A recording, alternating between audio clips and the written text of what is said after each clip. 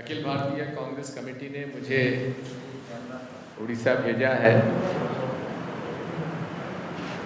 आज पूरे देश में हमारे कांग्रेस पार्टी के वरिष्ठ नेता प्रेस कॉन्फ्रेंस ले रहे हैं राजधानियों में, ताकि देश में जो किसान और मजदूर विरोधी कानून लाया गया है ऑर्डिनेंस के द्वारा, उसके बारे में आप सब लोगों को हम लोग अवगत करा सकें। कांग्रेस पार्टी और भारतीय जनता पार्टी में शुरू से ही विचारों का मतभेद रहा है।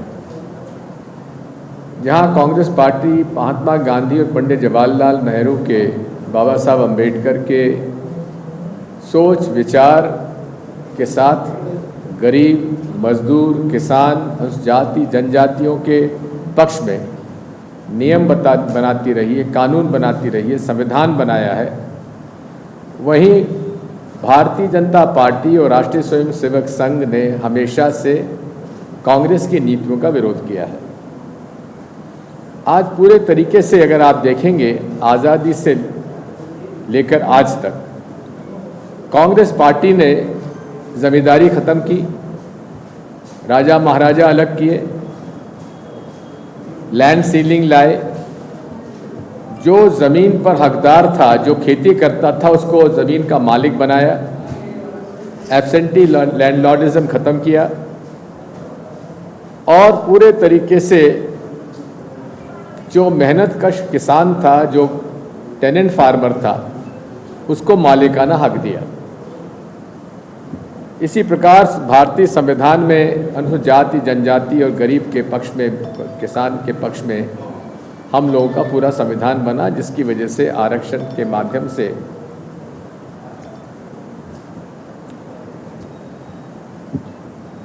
हम लोगों ने अनुसूचित जनजाति और पिछड़ा वर्गों को ऊपर लाने का के पूरा प्रयास किया और हुआ भी। इंदिरा जी ने गरीबों के पक्ष में बैंकों का राष्ट्रीयकरण किया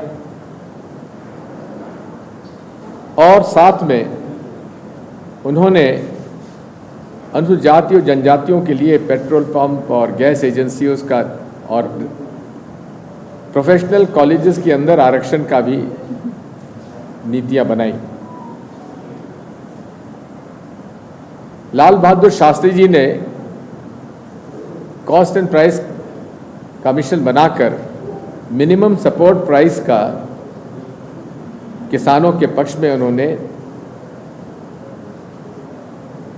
नियम बनाए, योजना बनाई, पॉलिसी बनाई। इसी प्रकार राजीव जी ने भी डिसेंट्रलाइजेशन कर पंचायती राज लाए और हर प्रकार से हम लोगों ने गरीब के पक्ष में नियम और कानून बनाए। यूपीए सरकार में राइट्स दिए, right to education, right to food, right to information, right to education, ये सारे राइट्स आम आदमी के हक में ये नियम और कानून बनाए। लेकिन आप देखते हैं कि जो हम लोगों ने land acquisition act UPA government ने लाए थे, जिसकी वजह से किसान की ज़मीन अगर कोई सरकार लेती है तो ग्रामीण क्षेत्र में मार्केट का 4 गुना कीमत और अर्बन एरियाज़ का 2 गुना कीमत देने का प्रावधान रखा गया। और किसी किसान की ज़मीन ले ली गई थी और उसके बाद उसका उपयोग नहीं हुआ था, तो वो ज़मीन 5 साल के बाद वापस लौटाने का भी प्रावधान था। 2014 में नरेंद्र मोदी आते हैं, सबसे पहले वो ऑर्डिनेंस लाते हैं लैंड एक्विजिशन के खिलाफ, कि जो लैंड एक्विजिशन कानून बनाया था जिससे किसान को चौगुनी कीमत लैंड एक्विजिशन मिलना चाहिए था, सबसे पहले उसको ख़त्म करने के लिए उन्होंने ऑर्डिनेंस लाए। विरोध हुआ, सारी राजनीतिक दलों ने मिलकर उस ऑर्डिनेंस का विरोध किया और उसको फिर आगे नहीं बढ़ने दिया। अब ये जो ऑर्डिनेंस लाए गए हैं, कौन कौन से लाए हैं? Farmers produce Trade and Commerce Promotion and Facilitation Bill 2020, Farmers Empowerment Protection Agreement on Price Assurance and Farm Services Bill 2020, Essential Commodities Act Amendment Bill 2020 and Banking Regulation Amendment Bill 2020। और साथ में मज़दूरों के जो 44 कानून थे मज़दूरों के हक के लिए उनके पक्ष में, उनको समाप्त करके 4 कोड उन्होंने पास किए हैं। मैं इस बारे में आपको सबसे पहले बताना चाहता हूं कि किसानों को मिनिमम सपोर्ट प्राइस ऑपरेशन के माध्यम से उनको उनकी कीमत, उनका जो प्रोडक्शन कॉस्ट है उसके आधार पर उन्हें मिनिमम सपोर्ट प्राइस अश्योर किया जा रहा था और साथ में पीडीएस के लिए भी गेहूं फूड कॉरपोरेशन ऑफ इंडिया के माध्यम से उन्हें दिया जाता था। ये बताना भी जरूरी है कि ये ऑर्डिनेंस क्यों ला रहे हैं नरेंद्र मोदी और भारतीय जनता पार्टी। उन पर ये इंटरनेशनल ट्रेड का प्रेशर है। वर्ल्ड ट्रेड ऑर्गेनाइजेशन जो है ये विकसित देशों का एक संगठन है जो कि फ्री ट्रेड के बारे में वकालत करता है और उसके प्रेशर में ही अभी तक कांग्रेस पार्टी उसको रेजिस्ट करती रही। मैं बताना चाहता हूं कि 93 में जब प्रणब मुखर्जी साहब कॉमर्स मिनिस्टर हुआ करते थे, उन्होंने साफ कहा था कि हम लोग भारत के छोटे किसान और गरीब उपभोक्ताओं के प्रोटेक्शन के साथ कभी समझौता नहीं कर सकते और इसीलिए हम लोगों ने कहा कि हमारे गरीब को कुपोषण से लड़ाई लड़ने के लिए और अनाज की कमी के कारण आप हम पर ये बंदिश मत लगाइए, क्योंकि वर्ल्ड ट्रेड ऑर्गेनाइजेशन ने ये बंदिश लगा दी थी कि जो प्रोडक्शन कॉस्ट है उससे 10% ज़्यादा आप सब्सिडी नहीं दे सकते। तो डेवलपिंग कंट्रीज़ को ये छूट दी गई कि जब तक आपका सरप्लस नहीं हो जाता है, जब तक आपका गरीबी दूर नहीं हो जाती, तब तक आप सब्सिडी कंज्यूमर को भी दे सकते हैं और किसान को भी दे सकते हैं। अब पूरा इसमें विषय आता है पब्लिक स्टॉक होल्डिंग का, कि सरकार कितना अनाज का भंडारण कर सकती है। 2013 तक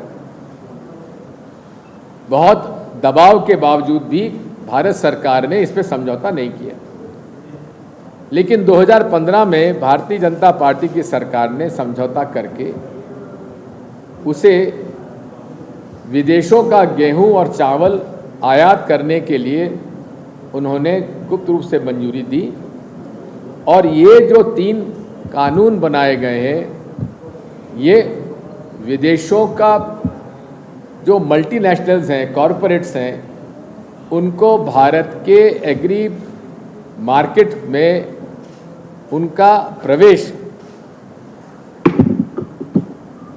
लेने के लिए ये कानून लाए गए हैं। मोदी जी कहते हैं कि कांग्रेस पार्टी झूठ बोलती है, विपक्ष झूठ बोलता है कि इसमें मिनिमम सपोर्ट प्राइस खत्म हो जाएगी। हमारी मांग है कि अगर आप कहते हैं मिनिमम सपोर्ट प्राइस खत्म हो जाएगी तो आप इस कानून में डाल दीजिए कि मिनिमम एमएसपी जो है उससे भाव में अगर कोई व्यापारी नीचे खरीदता है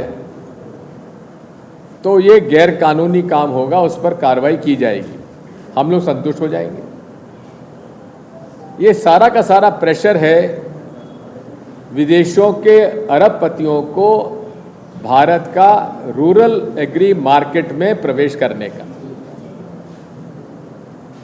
अब आपका यहाँ पर एग्रीकल्चर मार्केटिंग कमिटीज़ हैं उड़ीसा में, जहाँ पर किसान अपना अनाज लाता है, ऑक्शन होता है और किसान का पेमेंट एश्योर किया जाता है गवर्नमेंट की तरफ से। No option. एनीवे, तो उसके बारे में ये भी छूट है, ये भी बताया झूठ बोला जा रहा है कि किसान को बंदिश है कि आपको मंडी में ही आके अपना माल बेचना है। किसान फ्री है आज भी, मंडी में लाकर बेचे या प्रोड्यूसर को बेचे, जहाँ से बेचना बेचे। तो ये झूठ बताया जा रहा है, गलत प्रचार किया जा रहा है कि ये छूट इस कानून से आ जाएगी। छूट इससे नहीं आएगी, पहले से छूट है। और किसी भी बड़े आदमी को मंडी प्रारंभ करने का उसको अधिकार दे दिया गया है। अब क्या होगा कि कोई भी व्यक्ति, बड़ा व्यक्ति अपनी मंडी चालू कर सकता है, जहां वो अब किसानों से डायरेक्टली माल खरीद सकता है, लेकिन पेमेंट की डिलीवरी तो उसी दिन देनी पड़ेगी। पेमेंट 3 दिन बाद कर सकता है। अगर पेमेंट नहीं करता है तो उसके लिए उसको एसडीएम के पास जाएगा और एसडीएम एक कॉन्सिलेटरी बोर्ड बनाएगा और कॉन्सिलेटरी बोर्ड बनाने के बाद निर्णय करेगा। उसका निर्णय की अपील होगी कलेक्टर के पास और कलेक्टर के निर्णय की अपील कहाँ होगी? उड़ीसा में नहीं होगी, government of India joint secretary के पास अपील में जाएगा, यानी कि राज्यों का अधिकार छीन लिया गया। 7 शेड्यूल में एग्रीकल्चर सब्जेक्ट जो है वो राज्यों के अधिकार का है। हॉट वाटर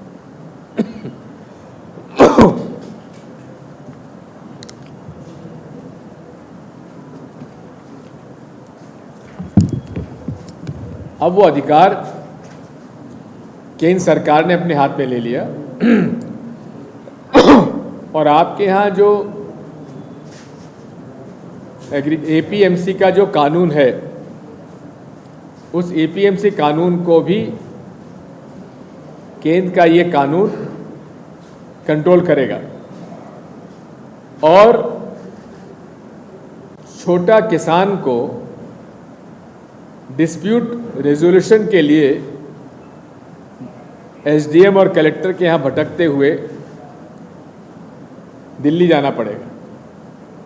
और अभी कोई भी एक डिस्प्यूट होता है तो वो सिविल कोर्ट जा सकता है, लेकिन इस कानून से सिविल कोर्ट में अब नहीं जा पाएगा। यह पूरा षड्यंत्र ये है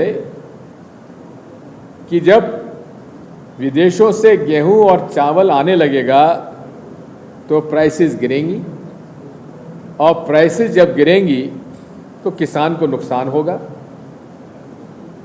और उनको मुनाफा कमाने का अवसर मिल जाएगा। दूसरा जो कानून है वो कॉन्ट्रैक्ट फार्मिंग का आया है। कॉन्ट्रैक्ट फार्मिंग में विदेशी मल्टीनेशनल्स और कॉरपोरेट्स को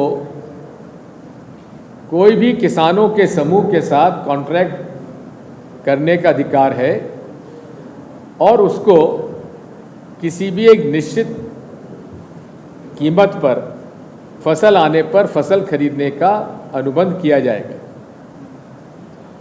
कोई भी चीज़ अगर 1000 रुपये कुंटल में समझौता हुआ और फसल आने पर वो कीमत उसकी अगर 1500 रुपये कुंटल है तो वो 1500 रुपये कुंटल में नहीं बेच पाएगा, 1000 रुपये कुंटल में ही उसको बेचने के लिए बाध्य होना पड़ेगा।